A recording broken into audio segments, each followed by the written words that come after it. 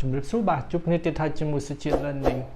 បាទថ្ងៃនេះសុជាតិ learning នឹងបង្ហាញពុកម៉ែបងប្អូនអំពីរបៀបក្នុងការលាក់ folder របស់យើងដើម្បីការពារក្នុងការបាត់ឬក៏លុបដោយអចេតនានៅពេលដែលកុំព្យូទ័ររបស់ពុកម៉ែបងប្អូនត្រូវបានគេយកទៅប្រើប្រាស់ឬក៏កូនរបស់ពុកម៉ែបងប្អូនលេង game ឬក៏លុបប៉ះដោយនៅ folder ដែលជាឯកសារសំខាន់របស់ពុកម៉ែបងប្អូន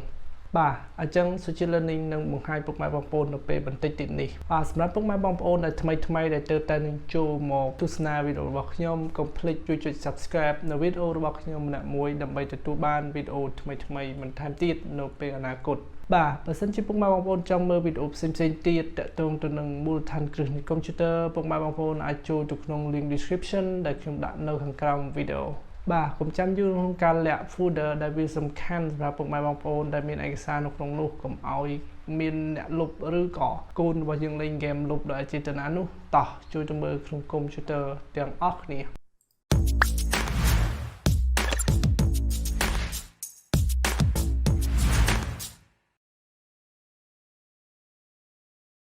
បាទនៅពេលនេះក្នុងកុំព្យូទ័ររបស់យើងហើយពេលនេះយើងចង់ធ្វើការលាក់ folder របស់យើងដើម្បីជៀសវាងនៅការលុបដោយកូនរបស់យើងលេង game ឬក៏អ្នកដទៃយកកុំព្យូទ័រយើងប្រើប្រាស់ជាដើមដើម្បីលាក់នៅឯកសារឬក៏ folder ដែលសំខាន់នោះបាទឧទាហរណ៍ថាខ្ញុំចូលទៅកាន់ Explorer របស់យើងមកបាទហើយតមកខ្ញុំចូលទៅកាន់ True ID របស់យើងបាទដែលមាន folder បែបនេះគឺជា folder របស់ខ្ញុំទេពុកម៉ែបងប្អូនបាទពុកម៉ែបងប្អូនចង់លាក់ folder ណាមួយឬក៏ចង់លាក់ឯកសារណាមួយដែលពុកម៉ែបងប្អូនគិតថាវាពិតជាសំខាន់សម្រាប់ថ្ងៃស្អែកធ្វើការ present ឬក៏ជាគម្រោងរបាយការណ៍សំខាន់ណាផ្សេងទៀតឬក៏ជាគម្រោងសំខាន់សម្រាប់ការិយាល័យឬក៏សម្រាប់ធ្វើការបង្ហាញជាដើមអញ្ចឹងយើងការពារកន្លកូនឬក៏បងប្អូនយើងលេងកុំព្យូទ័រយើងទៅគាត់ជ្រុលដៃលុបដោយប្រការណាមួយហើយយើងអត់ដឹងដែរទៅលុប recycle bin ទៀតក៏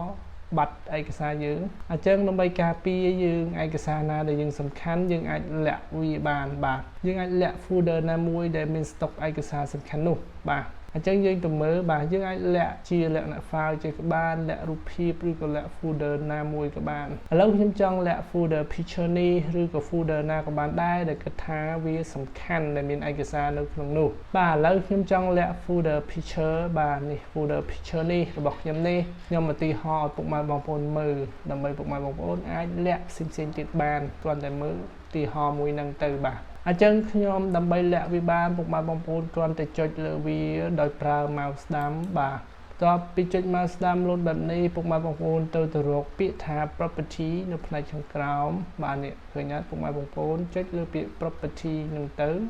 បាទបន្ទាប់ពីចុចពាក្យ property ពុកម៉ែបងប្អូននឹងឃើញហើយមានពុកម៉ែបងប្អូនមើលមកក្រោមក្នុង general មើលមកឃើញពាក្យថា hidden នេះមានន័យថាគឺលាក់ folder នឹងហើយអញ្ចឹងដើម្បីលាក់វាពុកម៉ែបងប្អូនចុច tick នៅលើវាមួយបន្ទាប់មកពុកម៉ែបងប្អូនចុចពាក្យថា apply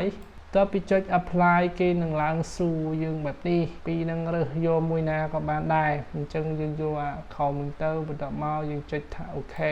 តទៅពីចុច OK ហើយបន្ទាប់មកយើងចុច OK ទៀតនៅផ្នែកខាងក្រោមបាទនេះផ្នែកខាងក្រោមមើលមកខ្ញុំទៅពុកម៉ែបងប្អូនឃើញហើយអញ្ចឹងចុច OK នៅផ្នែកខាងក្រោមនេះអញ្ចឹងខ្ញុំចុច OK នៅពេលដែលចុច OK ពុកម៉ែបងប្អូនឃើញថា folder ទាំងអស់គឺមើលឃើញរូបរាងច្បាស់ប៉ុន្តែ folder មួយនេះគឺមើលរូបរាងអត់ច្បាស់នោះទេបាទតើមកពីអ្វីបាទពោះ folder ហ្នឹងគឺយើងបានលាក់បាទវាមើលព្រាលបែបនេះគឺនៅតែមើលឃើញបាទពុកម៉ែបងប្អូនឃើញ folder មួយហ្នឹងព្រាលខុសគេអត់បាទខុសគេអញ្ចឹងពុកម៉ែបងប្អូនហើយជាឆ្ងល់ឲ្យថាចុះលាក់ folder អីហេតុអីបានជា folder នៅដដែលបាទទីហោះថា folder ហ្នឹងគឺទីសំខាន់បន្ទាប់ពីលាក់អញ្ចឹងហើយគឺយើងត្រូវទៅបិទកន្លែង view មួយទៀតយើងចូលមកផ្នែកខាងលើនេះផ្នែកខាងលើឃើញពាក្យ view នឹងអត់ពុកម៉ែបងប្អូនអញ្ចឹងយើងចុចលើ view នឹងទៅ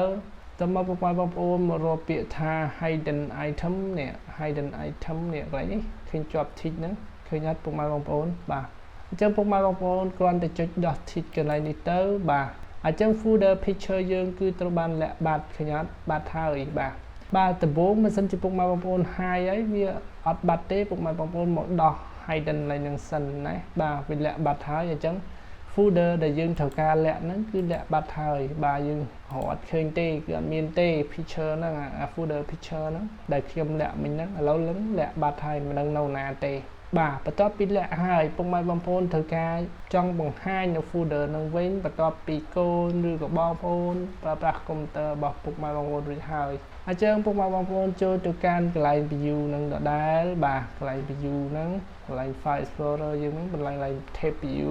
យើងចុចមកបន្ទាប់មកយើងមកកន្លែង hidden item ហ្នឹងដដែលបន្ទាប់មកពុកម៉ែបងប្អូនត្រូវចុចដាក់ tick វិញបាទមកបងប្អូនចុចលើហ្នឹងទៅកន្លែងកន្លែងនេះពុកម៉ែបងប្អូនកន្លែង hidden items ពុកម៉ែបងប្អូនចុចដាក់ tick វាវិញមកបាទខ្ញុំចុចដាក់ tick បាទបន្ទាប់ពីចុចដាក់ tick ទៅពុកម៉ែបងប្អូនឃើញថាអា folder ខ្ញុំលាក់មុននឹង picture ហ្នឹងឡើងមកវិញហើយប៉ុន្តែវានៅពណ៌ខុសគេពុកម៉ែបងប្អូនឃើញពណ៌អស់នេះច្បាស់តែមួយហ្នឹងរៀងព្រីលបាទអញ្ចឹងមានន័យថាអាហ្នឹងនៅជាប់ hide ដដែលនៅជាប់លាក់ដដែលអញ្ចឹងដើម្បីឲ្យវាបង្ហាញមកវិញលក្ខណៈដើមវិញយើងចុច mouse ស្ដាំលើវាដដែលទៅលើ folder ហ្នឹងបាទចុច mouse ស្ដាំអញ្ចឹងមកតមកយើងយកពាក្យថា property បាទ property យើងចូលមកដូចអាកន្លែងដំបូងដែរដូចអាកន្លែងយើងលាក់វាឥឡូវយើងមកដោះវាវិញយើងគ្រាន់តែចូលមកកន្លែង general បាទកន្លែងហ្នឹងវាមាន tab ច្រើនយើងចូលកន្លែង general បន្ទាប់មកយើងដោះអា hidden នឹងចោលទៅបាទដោះ tick នឹងទៅហើយបន្ទាប់មកយើងចុច apply ចុច apply គេសួរដដែលយើងចុច OK បន្ទាប់មកចុងក្រោយយើងចុចបានទៅពេលនេះ folder picture របស់យើងមកលក្ខណៈធម្មតាវិញហើយយើងអាចចុចមើលវិញបានបាទគឺមានឯកសារនៅក្នុងហ្នឹងបាទអញ្ចឹងវីដេអូយើងគឺបង្ហាញពុកម៉ែបងប្អូនប៉ុណ្ណឹងបាទគឺក្នុងការលាក់ folder ជៀសវាងនៅក្នុងការលុបបាត់ឬក៏លុបដោយអចេតនាដោយកូនរបស់ពុកម៉ែបងប្អូនឬក៏មនុស្សដទៃទៀតដែលប្រើប្រាស់កុំព្យូទ័ររបស់ពុកម៉ែបងប្អូនបាទនេះគឺជាវិធីក្នុងការលាក់ folder បាទឬក៏លាក់ឯកសារផ្សេងៗទៀតបាទវាអាចលាក់ផ្សេងៗទៀតតែមិញខ្ញុំលាក់ folder ឥឡូវខ្ញុំចង់លាក់នេះ name student នេះបាទហើយ Excel ខ្ញុំអាចលាក់ឲ្យពុកម៉ែបងប្អូនមើលម្ដងទៀតបានឥឡូវខ្ញុំចុចនឹងមកតើខ្ញុំចុច mouse ស្ដាំខ្ញុំយកពាក្យ property បាទបន្ទាប់មកខ្ញុំឃើញថាកន្លែង general មានពាក្យថា hidden យើងចុច hidden បន្ទាប់មកយើងចុច apply បន្ទាប់មកយើងចុច OK បាទយើងឃើញថា Excel របស់យើងត្រូវបានលាក់ហើយគឺវាមានលើពណ៌រៀងប៉លែតខុសគេបែបនេះបាទដើម្បីឲ្យវាបាត់ពីនឹងពុកម៉ែបងប្អូនទៅចូលក្នុង view បាទនេះ view កន្លែងខាងលើនេះចូលក្នុង view មុនរងបញ្ជាក់តើមកយើងចូលទៅក្នុង view បន្ទាប់មកពុកម៉ែបងប្អូនមកមើលពាក្យថា hidden item